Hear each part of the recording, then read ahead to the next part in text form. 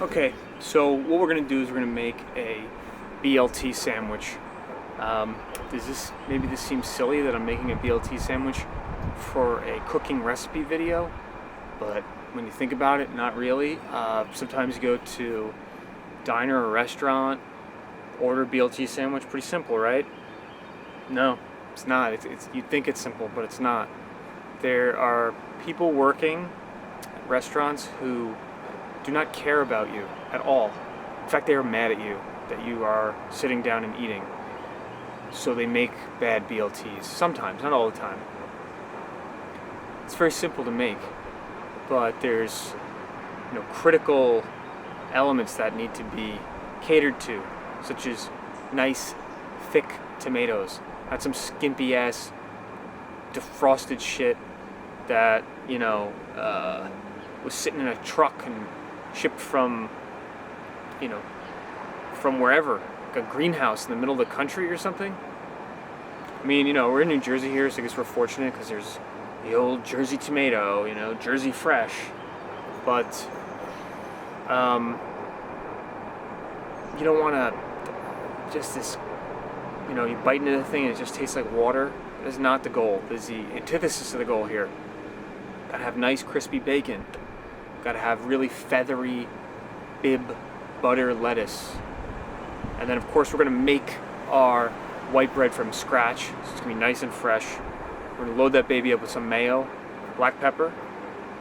I don't know if the jury's out on that, but we're gonna see. So let's see how I'm gonna make it. All right? And then if you think it sucks, then feel free to tell me. So in order to make this video semi-interesting, considering it's one of the most iconic and yet self-descriptive sandwiches in the world, we're going to need to at least make our bread from scratch, right? And when I think about a BLT, I think that it is served on white toast. So let's get our ingredients ready for the white bread. Flour, butter, olive oil in the pan, and then honey in the pan. And you can definitely use any honey that you want, any honey you have lying around. I'm not a honey sommelier, so I just kind of grab whatever I find interesting at the store and taste test it and try it out. So just feel free to use whatever you got lying around. Put it on the stovetop, turn on the heat over medium, and start to melt that down. While that's melting down, you are going to use milk. In this example, I used 2% milk, but you could certainly use whole. And to kind of bulk up the 2% milk, I used cream, heavy cream. I just put a little bit of that in. And next, we're going to grab some water. And then all of that is going to splash on the countertop. All of that, the Brita is always overfilled in our house. So much so that it actually doesn't even filter water because the pressure is displaced. So put all that in a small saucepan and then add the melted butter, olive oil, and honey mixture to the milk and put that on the stovetop.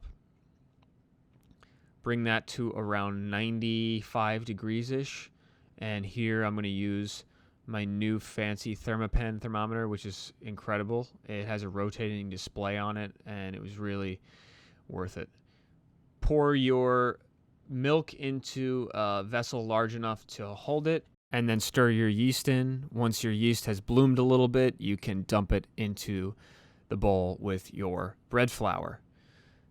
Bring the bread flour together. You could certainly use the mixer attachment, but for this recipe I decided, hey, got to show these guys that it's always not me bitching about the mixer and its inability to scrape down the sides by itself. Not really scrape down the sides by itself, but, gather together the dough as I think it should be capable of doing. But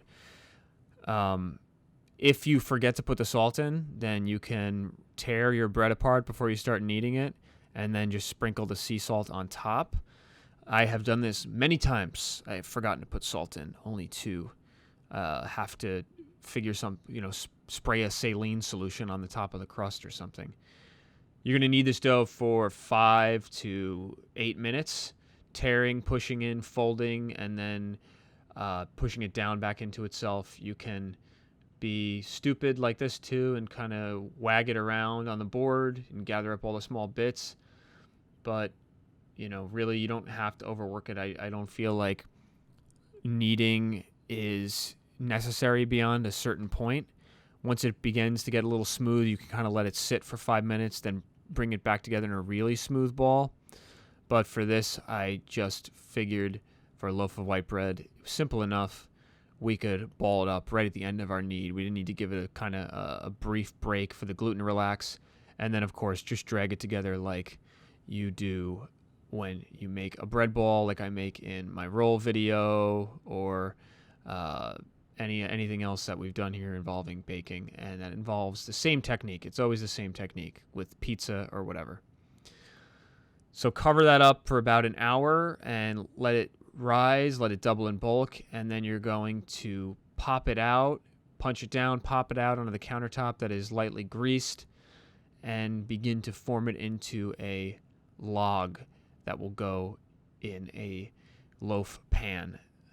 So this is pretty easy. Just spread it out. Try to get the best square that you can. Make sure that it is pretty close to the size of the pan by measuring it against the pan, and then just roll it up into a log, a rough log. It doesn't really have to be perfect because it's going to grow together when it proofs. So hyper specificity not needed. It's going to produce a pretty nice end product. Although, I kind of fucked it up a little bit. Man, we'll see. Maybe you guys will catch where I screwed it up. It's a problem that I've encountered when cooking maybe like a cinnamon bread or other types of loaves, like classic shaped loaves, is that the top will separate. You'll see in just a second. So throw that guy in there. It's already softening up, and you're going to just cover it with a lightly greased piece of saran/plastic wrap. While it is rising for, let's say, an hour, you can cook your bacon. So preheat your oven to 375 degrees, and then lay your strips of bacon down on a parchment-lined baking sheet. Do your best to get them all on there. They should all fit. They can overlap a little bit because this is just going to get super greasy and wet anyway. Our loaf is ready to go. It should look like this.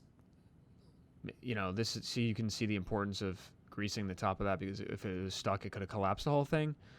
And we are going to pop this in the oven just at the same time that we pop the bacon in the oven. Although we'll just cook the bacon for 20 minutes and we'll cook the loaf for about 35 or until it's about 195 inside. So the bacon's kind of ready. It's thoroughly cooked.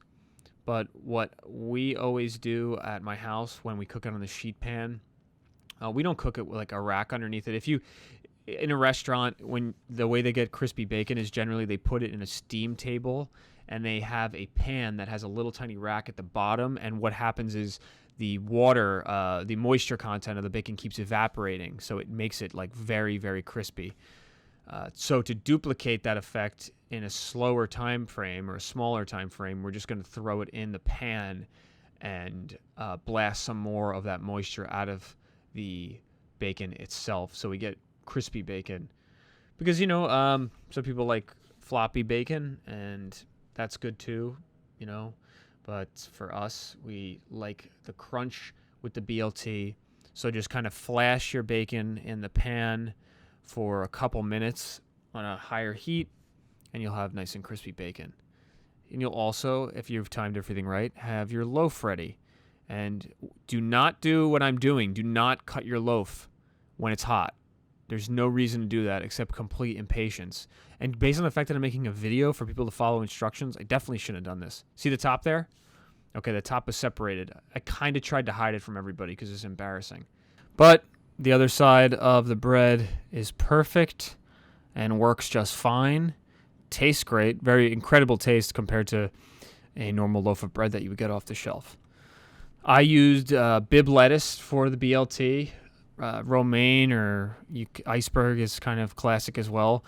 But it has the most green to it, and I think it's a personal favorite of mine. And yeah, just use whatever. Just don't use arugula. So then you're going to want to slather some mayonnaise on, right? And plenty of it. In fact, maybe too much. Yeah, that piece is large. You could have that one. Yikes, that's a lot of mayonnaise. Maybe it seems that way, but it really wasn't at the end. I cracked some black pepper on it as well on top of the mayo. Then neatly arrange your bib lettuce or your romaine. Don't use iceberg either. Just use one of those. And then some really beefy steak level of tomatoes. Slice the crispy bacon in half and put that on very neatly. And then make sure that your top and your bottom of your bread are aligned. And smash that baby down. A little bit of the mayo creeping out the sides. Ooh, very nice. Very, very nice. And then a critical aspect is to plant some toothpicks into the BLT sandwich so that you can perform a very neat and nice cut and have the classic lunchtime sandwich. So thank you guys for joining me. It was good. The sandwich was good. The tomatoes are critical. Look at that. Look at how that whole layer, the star there. And, Jersey tomato, obviously an iconic produce item. So fortunate to have access to that. Throw some chips on there. And maybe even a pickle spear, or if you don't like, maybe some coleslaw. We had some coleslaw in the fridge. Could have thrown that on the side as well. Would make it very deli or diner-esque.